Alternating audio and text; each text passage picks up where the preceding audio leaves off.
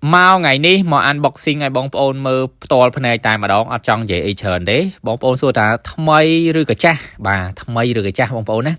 chắc ní cứ lên Lenovo 39,000 bà thay bóng ôn á bà mơ trả ca cho trên pip of unboxing mơ ca việc shop ok trầm trừ và ní cứ thay ra mà đón bà ta lại 39,000 chrome hôn Lenovo bà trẻ chung bóng ôn á bà RAM 4G SSD 128G បាទតែយើងអាច upgrade បានទាំងអស់ដោយសារតែវានៅមាន slot បាទអញ្ចឹងទាំង RAM ទាំង SSD ហ្នឹង update តម្លើងបានទាំងអស់បងប្អូនណាបាទបងប្អូនចង់ដាក់6ដល់6G ក៏បានដែរ RAM ហើយ SSD បងប្អូនដាក់ទៅដល់1 T ក៏បានដែរសម្រាប់ CPU វាបាទ Core i5 ជំនាន់ទី3បងប្អូនណាបាទហើយនេះគឺជារូបរាងរបស់វាបាទស្អាតភ្លឹងថ្មីបាទអូអែមែនតើបាទនិយាយទៅទឹកលុយអត់ដល់100ផងបងប្អូនបានជាមួយនឹងកុំព្យូទ័របាទបែបនេះផែនបែបនេះគឺកម្រមានណាបងប្អូនហើយ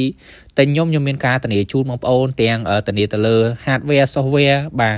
និយាយទៅគឺធានាបងប្អូនមួយឆ្នាំតែម្ដងបងប្អូនណាហើយមានកម្មវិធីអីឆ្លងអីគឺខ្ញុំធ្វើជូនតែម្ដងមិនសិនជាមានករណីហ្នឹងណា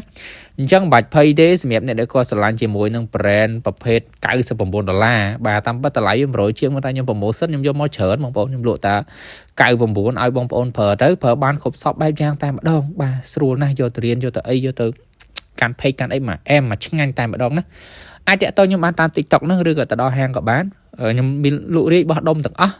អាចតាក់ទងខ្ញុំតាម page ក៏បានដែរបងប្អូនអ្នកដែលគាត់ចង់បោះដុំឬក៏ចង់ទៅដល់ទីតាំងអីណា